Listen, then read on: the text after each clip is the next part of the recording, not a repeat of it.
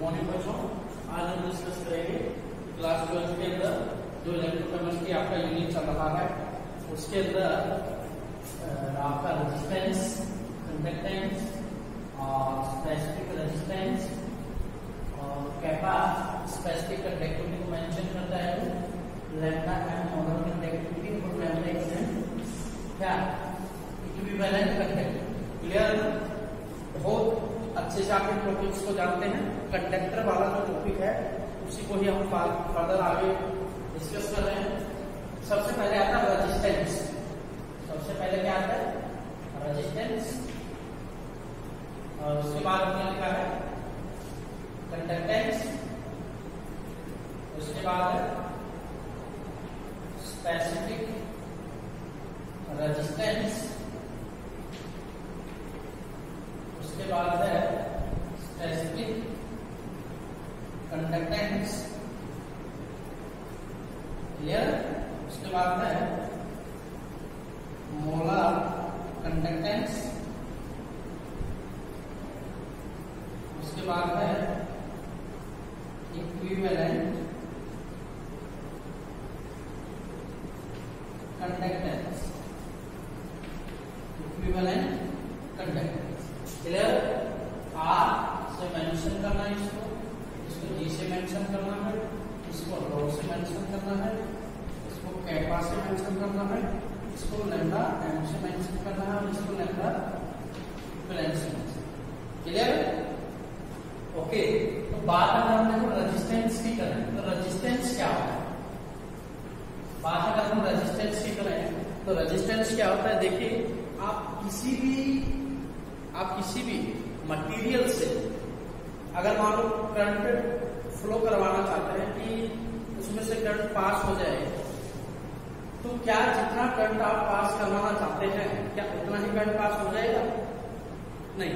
Means कई material का खुद का प्रॉपर्टी रहता है, इनिशियल प्रॉपर्टी रहता है कि वो करंट का क्या करेगा? अपोज। कई फैक्टर रहते हैं, ठीक है ना?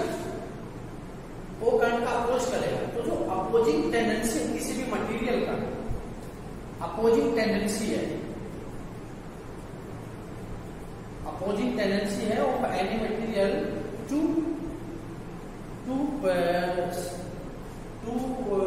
स्टॉप द और to reduce the flowing of charge. भाई इलेक्ट्रिसिटी क्या है? फ्लोइंग ऑफ चार्ज है ना? ओके, तो देखो सबसे पहले ओम्स नाम के साइंटिस्ट थे, ओम्स लॉ जिसको हम बोलते हैं, ओम्स नाम के साइंटिस्ट को उन्होंने बताया कि रेजिस्टेंस को आप कैसे बता सकते हैं। ठीक है, मान लो कि 1 एम्पियर 1 एम्पियर करंट फ्लो कर रहा है through conductor of 1 what. Clear? तो उस कंडीशन में आपका जो रेजिस्टेंस होगा वो क्या होगा? उस कंडीशन में जो रेजिस्टेंस होगा वो क्या होगा? वोल्टेज अपॉन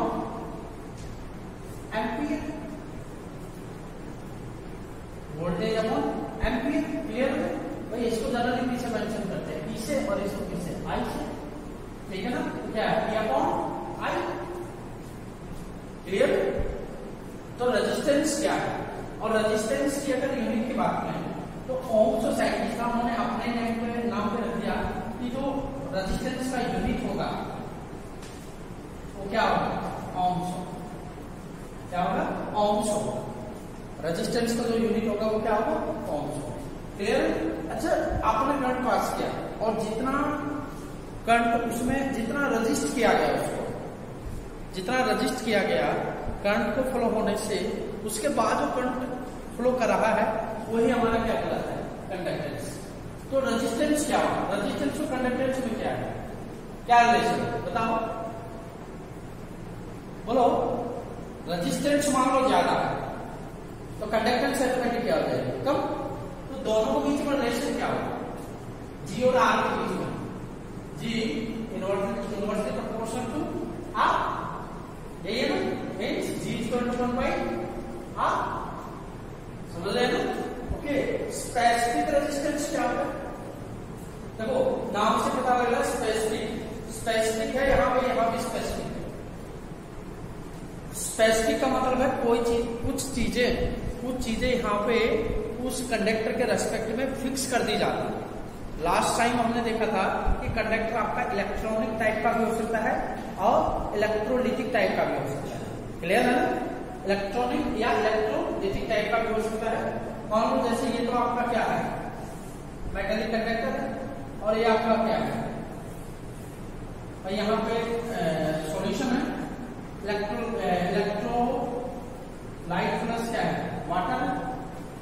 क्लियर है? मान लो वॉल्यूम इसका क्या है, V है, V लीटर है।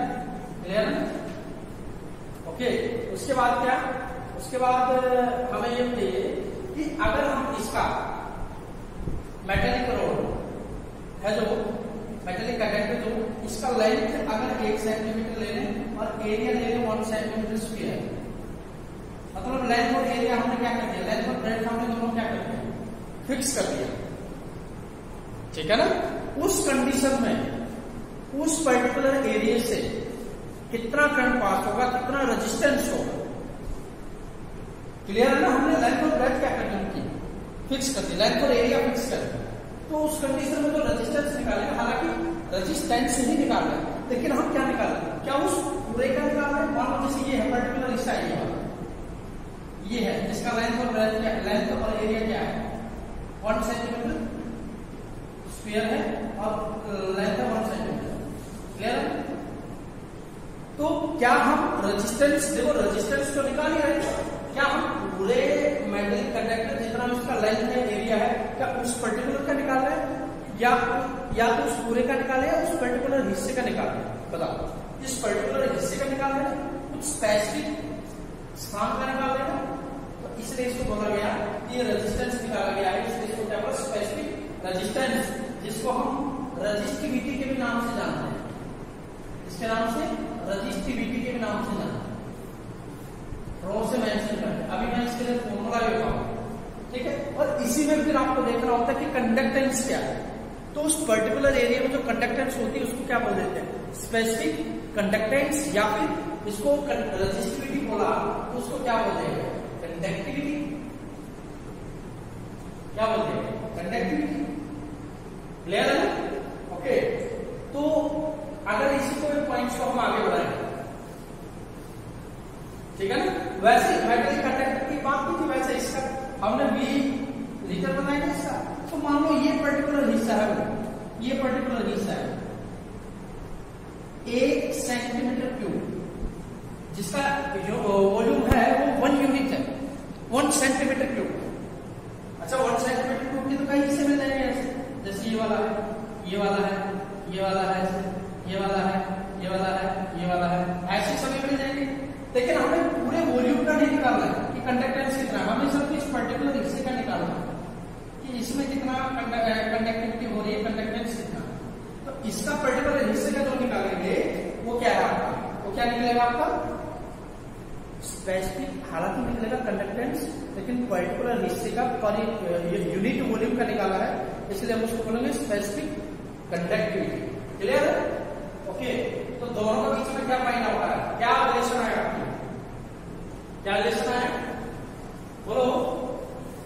कि अब एक बार फॉर्मूला बता रहा हूं आपको इनका,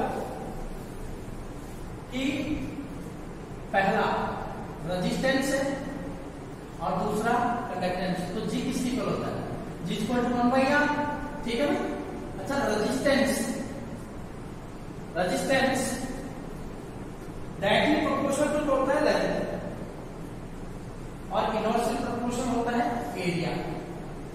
इससे आप क्या समझे?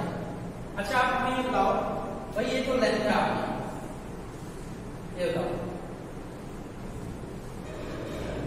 दोनों का लेंथ, इसका लेंथ बड़ा है, दो मेटेलिक कंडक्टर है अलग अलग, इसका लेंथ बड़ा है, इसका लेंथ छोटा है।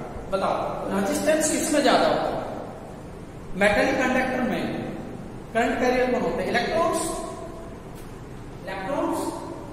तो बताओ इसमें मूव ज्यादा करना पड़ेगा, ज्यादा जो प्लेस है, वॉल्यूम है, ज्यादा लेंथ है, उसमें ज्यादा मूव करना पड़ेगा। जितना ज्यादा मूव करेगा, वाइब्रेटिंग करंट्स और इलेक्ट्रॉन्स के बीच में स्टेरिक हिंड्रेंस होने का ज्यादा संभावना, ज्यादा रुकावट पैदा करेगा पॉजिटिव कंडेंस।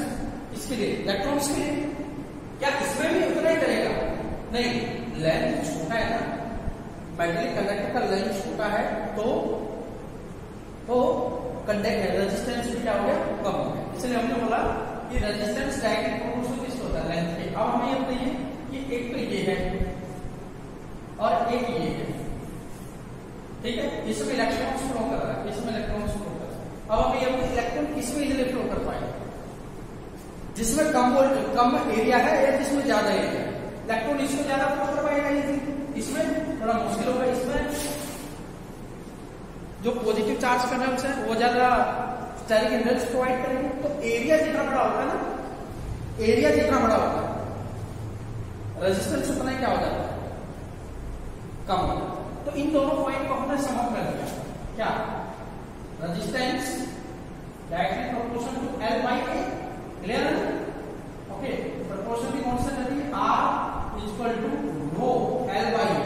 अब बताइए अगर हम स्पेसिफिक कंडक्टेंस से रेजिस्टिविटी पढ़े तो क्या, अगर हमने यहां पे क्या कर दिया था, लेंथ क्या लिया था? लेंथ 1 सेंटीमीटर और एरिया 1 सेंटीमीटर स्क्वायर, ठीक है ना? तो इस कंडीशन में दोनों कर दो, यहां पे तो दोनों बना जाएगा। तो R इक्वल टू क्या आ जाएगा? रो। तो क्या है, यही तो आपका क्या कहलाता है? Specific resistance. यही आपका क्या कहलाता है? Specific resistance. और इसी को हम बोल देते हैं क्या? Specific resistivity. और अभी जो आजकल हम बोल रहे हैं स्पेसिफिक वर्ड हटा के सिर्फ रेजिस्टिविटी बता देते हैं। तो रेजिस्टिविटी का मतलब भी क्या है?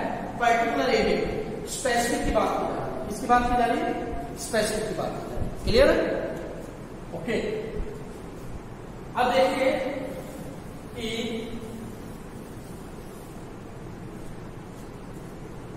स्पेसिफिक रेजिस्टेंस किसके इक्वल होगा?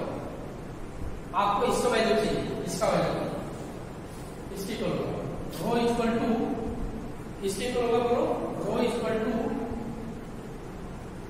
बोलो इन दोनों को इधर ले आओ तो क्या आ जाएगा? Rho equal to R into A by L। ये आपका हो जाएगा, क्या हो जाएगा? Specific resistance. अच्छा, कैपा निकालो, इसका रिवर्स कैपा होता है 1 बाई रो। दोनों में सेम रिलेशन है पर रेजिस्टेंस कंडक्टेंस दोनों ही सेम है। ये पर्टिकुलर एरिया के लिए तो रहेगा कि इनवर्सली प्रोपोर्शनल कंडक्टेंस रेजिस्टेंस। इसको थोड़ा देख लो 1 बाई R और क्या इंटू L बाई A। याद रहेगा आपको? क्लियर है? ओके, अच्छा देखो मोलर कंडक्टेंस क्या होता है, इक्विवेलेंट कंडक्टेंस क्या होता है? मोलर कंडक्टेंस है इक्विवेलेंट कंडक्टेंस है। Molar conductance and equivalent conductance, lambda है और लैम्डा इक्विवेलेंट, ठीक है? ये केमिस्ट्री की टर्म्स है। मोलर कंडक्टेंस क्या होता है, इक्विवेलेंट कंडक्टेंस क्या होती है। तो मोलर कंडक्टिविटी क्या होती है? अभी हम आपको इसके बारे में यूनिट भी बताएंगे। इन सभी का यूनिट बहुत जरूरी है, कई बार एग्जाम में पूछ लिया था। सभी का यूनिट्स क्या डिस्कस करेंगे। लैम्डा एम है जैसे, तो लैम्डा एम क्या होता है? मोलर कंडक्टिविटी, ठीक है ना? मोलर कंडक्टिविटी में भी डिफाइंड एज, कैसे डिफाइन किया जा सकता है? डिफाइंड एज कंडक्टेंस, ध्यान से सुनिएगा, conductance of all ions produced by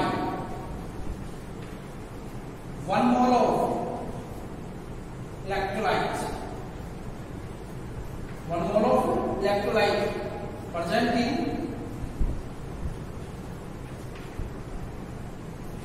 given volume, या present in VMLO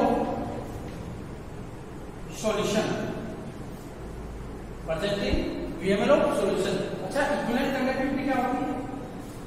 कि इक्विवेलेंट कंडक्टिविटी में भी डिफाइंड एज, कैसे डिफाइन कर सकते हो? में भी defined as conductance of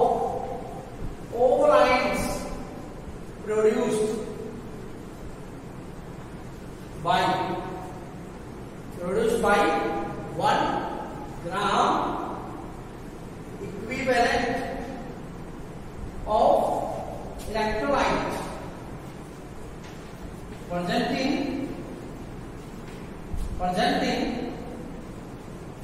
V indicator of solution या VML of solution, VML of clear है ना? तो देखो ध्यान से देखो, दोनों ही कंडक्टेंस को बताते हैं और किसके कंडक्टेंस आयंस और आयंस की जो किसके द्वारा प्रोड्यूस किए गए हैं, कहां प्रोड्यूस हुए थे, एक मोल इलेक्ट्रोलाइट से प्रोड्यूस हुए। किससे प्रोड्यूस हुए हैं? एक मोल इलेक्ट्रोलाइट से प्रोड्यूस है। ये खास टर्म है, एक मोल इलेक्ट्रोलाइट से प्रोड्यूस हुए। ये मोलर कंडक्टिविटी उन आयंस की कंडक्टेंस है जो कहां से प्रोड्यूस है, जो कितने अमाउंट से प्रोड्यूस हुए हैं, एक मोल इलेक्ट्रोलाइट से प्रोड्यूस हुए। ओके, इक्विवेलेंट कंडक्टिविटी क्या होती है? इक्विवेलेंट कंडक्टिविटी होती है, कंडक्टेंस होती है वो सभी आयंस की जो किससे प्रोड्यूस हुए, 1 ग्राम इक्विवेलेंट से। किससे? 1 ग्राम इक्विवेलेंट। आपने मोलर रेटी पढ़ा होगा और आपने पढ़ा होगा नॉर्मल, ठीक है ना? तो दोनों में एक बार कंपेयर कर लीजिए, डिफरेंस क्या है। मोलैरिटी क्या होती है? मोलैरिटी क्या होती है? Number of moles of solute dissolved particle of solution, और ये क्या होता है? Number of gram equivalents dissolved particle of volume particle of solution. Clear है ना? ओके, तो moles of solute, moles, number of moles और ग्राम इक्विवेलेंट्स में डिफरेंस क्या होता है? क्या डिफरेंस होता है? जैसे मैं अगर ये कहूं कि 1 ग्राम, जैसे अगर मैं ये कहूं कि आपका 1 ग्राम इक्विवेलेंट है और 1 मोल है H2SO4 का, ठीक है ना? अच्छा, ये तो मोल्स कैसे निकाला जाता है? मोल्स गिवन मास बटा मोलर मास, ठीक है ना? तो H2SO4 का 1 मोल किसके इक्वल होगा बताओ? H2SO4 का 1 मोल कितना डिसॉल्व करना पड़ेगा? इसका अमाउंट 98, इसका 98 है ना ग्राम, 98 ग्राम डिसॉल्व करना पड़ेगा, 98 ग्राम। और इसका एक ग्राम इक्विवेलेंट कैसे निकालोगे? 1 ग्राम इक्विवेलेंट, 1 ग्राम इक्विवेलेंट कैसे निकालोगे? अच्छा, ग्राम इक्विवेलेंट कैसे निकाला जाता है? मोलर मास, यही है ना? ग्राम इक्विवेलेंट कैसे निकालोगे? 1 ग्राम इक्विवेलेंट कैसे निकालोगे आप? गिवन मास W बटा इक्विवेलेंट मास, इक्विवेलेंट मास ये हमने लिखा। तो एक इक्विवेलेंट किसके इक्वल होगा बता दो, ठीक है ना? अच्छा, इक्विवेलेंट मास किसके इक्वल होगा? मोलर मास इनटू किसके? मोलर मास डिवाइडेड बाय, भाई इक्विवेलेंट मास किसके इक्वल होता है? Molar mass divided by valency factor. बहुत अच्छे से आपको समझाया था वैलेंसी फैक्टर क्या होता है, ठीक है ना? ऑटो वैलेंसी फैक्टर, इस चीज का डिफरेंस, इसका डिफरेंस आता है, इस चीज का डिफरेंस आता है। क्लियर है ना? अच्छा, 1 ग्राम इक्विवेलेंट निकालो, किसकी इक्वल आएगा बोलो? H2SO4 का 98 होता है, H2SO4 की वैलेंसी कितनी होती है? 2, इसका कितना? 14 है, ठीक है ना? तो ये कितने की इक्वल? 49 मिला, 98 और 2 से 10 से 1 ग्राम इक्विवेलेंट। क्लियर है? तो अब पॉइंट हमारा ये है, अगर आप 1 मोल इलेक्ट्रोलाइट डालोगे, 1 मोल इलेक्ट्रोलाइट आपको चाहिए तो H2SO4 का 98 ग्राम डालना पड़ेगा, लेकिन 1 ग्राम इक्विवेलेंट चाहिए तो आपको H2SO4 का कितना डालना पड़ेगा?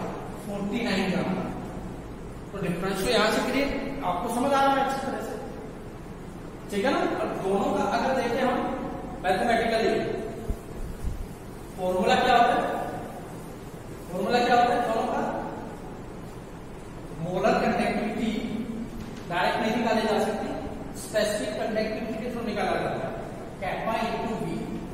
ये और इसके लिए देख लो आप, इसके लिए क्या हो जाएगा? Equivalent conductivity kappa into V। ये बस पूरा डेफिनेशन लगा दो कि वॉल्यूम वाला कैसे मोल्स, मोलैरिटी डिफाइन कर रहे हैं। तो लैम्डा किसकी इक्वल हो जाएगा? कैपा इनटू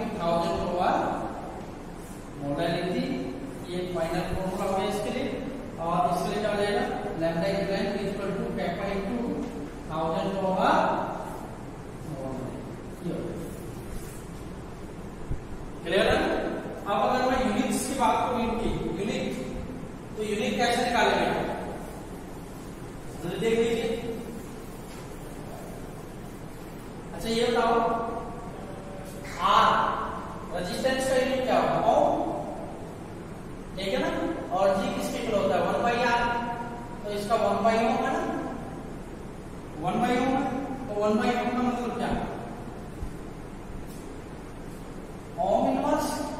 अच्छा इसको ऐसे लिख दिया गया महो, ठीक है ना, ओम का एम एच हो, ठीक है, या फिर इसको ऐसे लिख दिया जाता है सीमेंस, कैसे सीमेंस ऐसे लिख दिया जाता है।